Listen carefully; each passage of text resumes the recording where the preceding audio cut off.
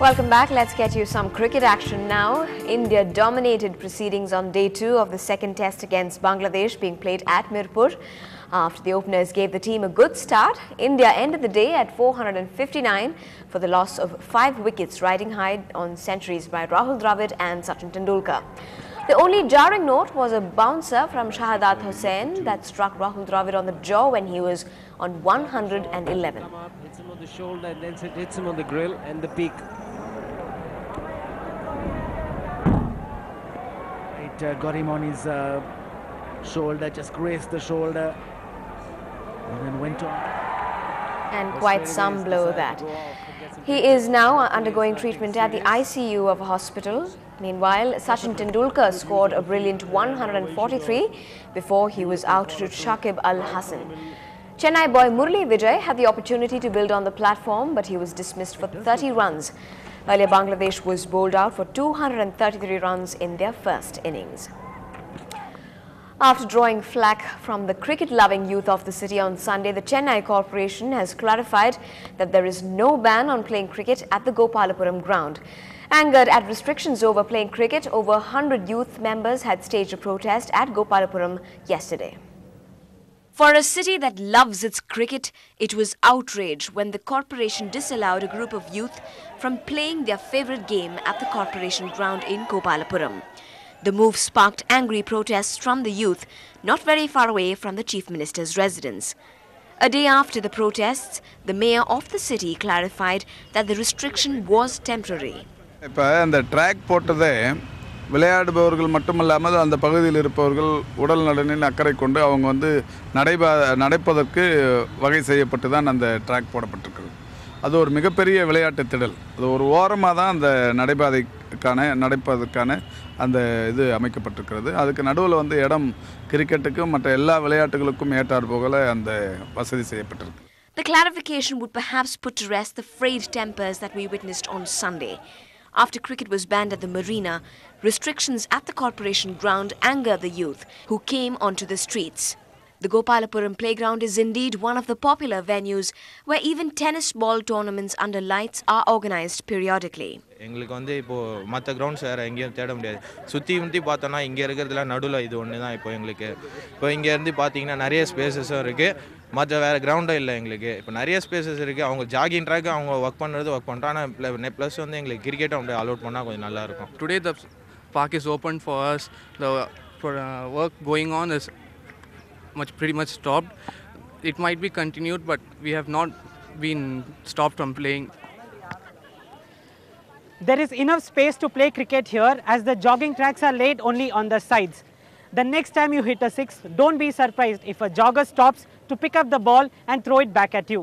In Chennai, with camera person Arun and Srinivas, Avinash Kastura, Ndtv-Hindu.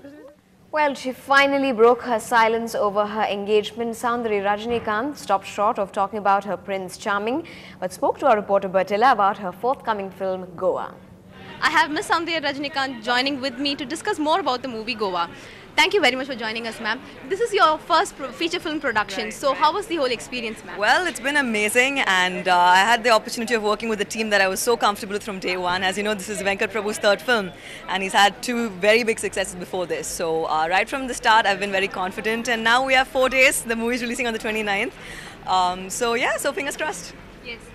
Ma'am, but this movie was expected to release for Pongal itself, but there are a lot of controversies surrounding this movie. Right. So can you tell us something briefly about that, and is the controversy all been resolved now? Of course it has. There's no controversy as such. It's just that because of my overwhelming surname, anything that happens with my background, it becomes like headlines. But because of technical issues, because of production, every time post-production is planned, there are 1 or 2 days that we miss.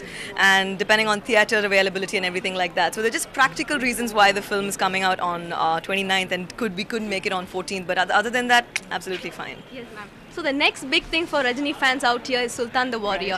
So when is that movie releasing, ma'am? Well, as everybody knows, it's a very, very big film, and animation takes the kind of time it does. And with Rahman sir's busy schedule too, I've not been able to spend time with him for the movie. But we're looking at completing the film middle of the year. So with the marketing for that movie is going to be really, really gone all 360. So it's a 3D film, and I think because of films like Avatar, people have understood what a big film 3D movie is all about. So year end, hopefully. So So we'll talk more about that sooner. And one final question, ma'am. There's a lot of talks going around about the good news in your personal life. So can you tell us something about to our audience, ma'am? Well, it is true. I am getting engaged in February, and I'd like to keep my personal life personal, yeah? So, but it's true, I am getting engaged. Well, Sarang 2010 has been creating a lot of buzz around town with some electrifying performances. Our features reporter Sarah Mohan has been covering this hurricane of events each night and was delighted to find that tonight's rock show was quite different. The Rock Show, the final event of the 5-day-long experience that was Sarang 2010. Each day, Sarang had catered to different kinds of audiences, and tonight it promised a rocker of a show for Chennai's metalheads. The show opened with the Hurricane Bells, one of the 2 acts for the night.